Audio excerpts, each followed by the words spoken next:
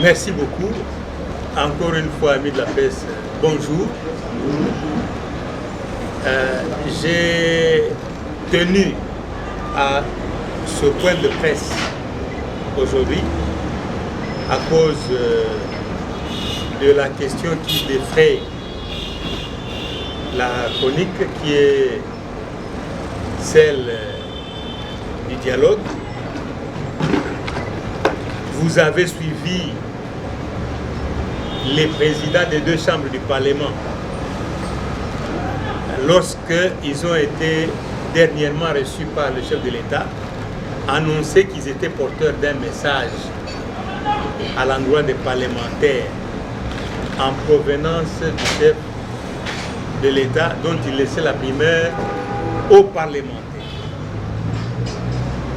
Pour ce qui est de l'Assemblée nationale, cela s'est fait au cours de la séance plénière d'hier, lundi 9 novembre 2015. Et en substance, il nous a été dit que le chef de l'État voulait qu'on aille au dialogue le plus tôt possible et qu'il avait besoin de la participation de tout le monde dans le sens de la définition du calendrier, dans le sens de la réflexion sur les moyens et dans le sens de la sécurisation du processus électoral. Alors, depuis ma mort devant la presse, je dois dire que la position de la dynamique pour l'unité d'action de l'opposition, à laquelle appartient l'UNC, est de ne pas adhérer à un dialogue préconçu qui renferme tous les risques de nous amener à la violation de la Constitution. Vous avez suivi, ce n'est un secret pour personne. Beaucoup de ténors de la majorité présidentielle, vous avez suivi le ministre Kinké, Moulumba en Europe, vous avez suivi M. Atundu, dernièrement au Katanga, pour ne citer que cela, qui ont clairement déclaré que l'objectif ultime du dialogue, c'était le glissement des mandats en vigueur, ce qui est une violation de la Constitution. Pour la dynamique, cela n'est pas envisageable car il s'agit d'une action de haute trahison.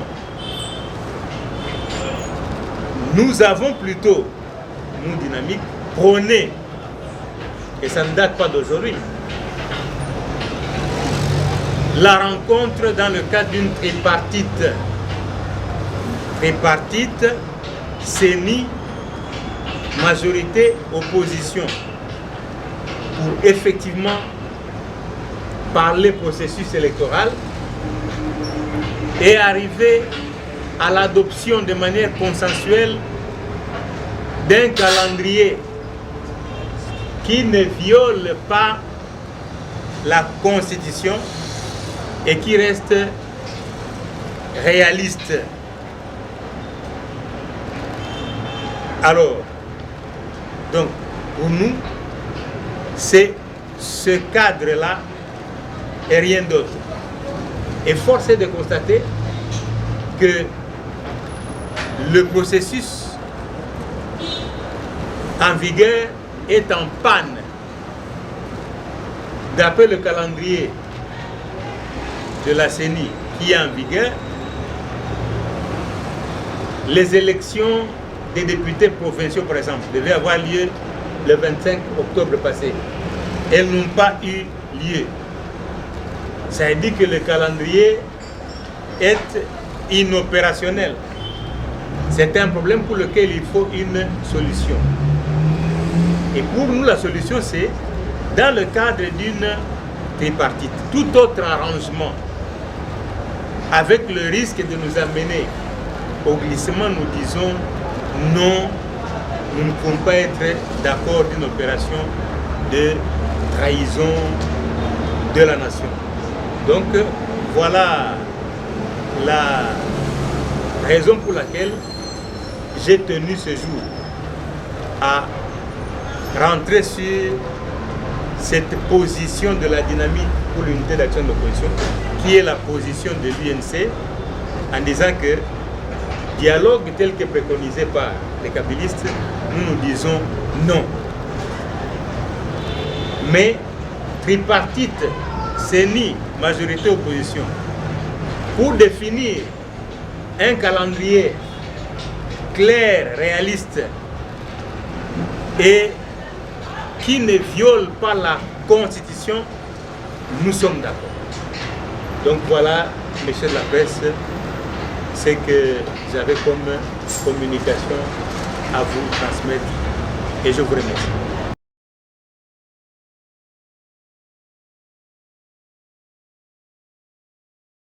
Monsieur honorable, nous avons suivi avec beaucoup d'attention votre communication par rapport au message du chef de l'État qui vous est adressé à travers le président des deux chambres.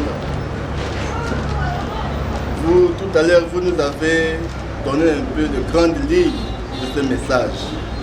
Et dans ces grandes lignes de ce message, il y a le matière qu'on doit traiter au cours de cette rencontre, au cours de ce dialogue. Mais nulle part, il n'y a pas eu un ordre du jour ou un point lié par exemple à une révision quelconque des dispositions constitutionnelles. C'est toujours le processus électoral. Et entre-temps aussi, selon ce que nous avons appris, que ce dialogue serait mis sous une certaine médiation étrangère. Ça, Joseph Kabila serait ouvert à ça. Mais quelle est maintenant l'inquiétude pour vous de ne pas participer? Parce qu'il n'est pas question de réviser la Constitution, il n'est pas question de créer un glissement par rapport au point inscrit à l'ordre du jour. Votre position. Merci pour la préoccupation. Je crois que je dois rappeler que nous avons assisté, si pas que nous continuons à assister, à des positions des personnes responsables dans le camp du président de la République. Et à titre illustratif, j'en ai cité deux, et non les moindres. Le ministre King, qui est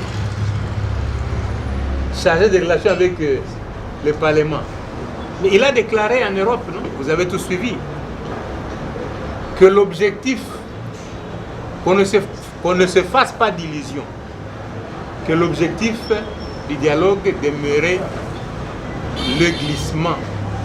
Parce que d'après lui, le délai en face n'est plus suffisant pour l'organisation des élections de façon convenable.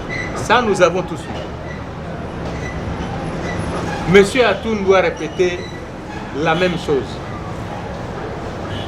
Et il y a plein d'autres qui n'ont pas le même gabarit, qui ne cessent de le faire à longueur de journée.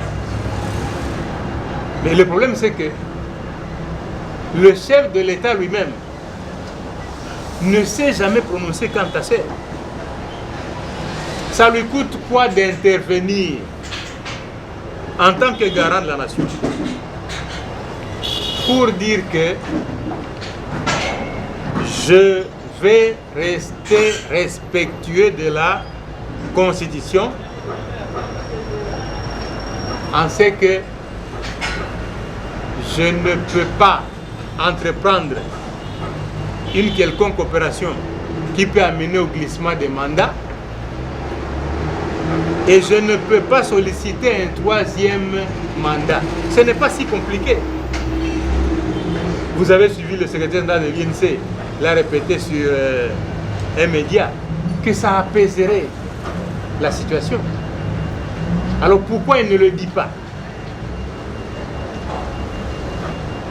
Quand il annonce le dialogue, c'est vrai, c'est beau. Mais qu'est-ce qui nous dit que les dispositions que je viens de dénoncer là ont changé? C'est pour ça que nous disons que tant qu'il n'y aura pas toutes ces précisions, le dialogue tel que formulé, nous n'y sommes pas partants. Par contre, et ça nous l'avons déclaré avant même que le camp présidentiel n'annonce le dialogue, que pour un processus électoral consensuel à même de nous amener vers des élections apaisées, il fallait se mettre autour d'une table dans le cadre d'une tripartite CENI, qui est l'instrument attitré pour l'organisation des élections, et les protagonistes, opposition et majorité. Donc nous restons ouverts sur ce plan. Pour tout le reste, nous ne voulons pas rentrer dans des jeux qui peuvent nous amener à la trahison de la population. Motuna ezali boye. Toza na posa bino ba politique bosalisa bana mboka. Bolakisa biso schéma oyo botikali nango au cas où bokei na dialogue te, Kabila aza na bato akosala na bango remise et reprise te. Bino schéma nini oyo bozo présenter na population. C'est comme si bozo tinda biso to pelisa moto epele na mboka. Toza na besoin ya schéma. Natondi obotondi ndeko. Avant na kota na schéma, esengeli na rappeler que pouvoir ezalaka nde na maboko ya peuple. Baoyo baosalela pouvoir sika baza batindami ya peuple. Bakoki kosala oyo peuple elingi soki moke te. Aujourd'hui na biso schéma constitution eza finalement aussi point de vue à peuple, parce que eza convention moko collective toyokani ke makambo il faut etambolaka nde boye.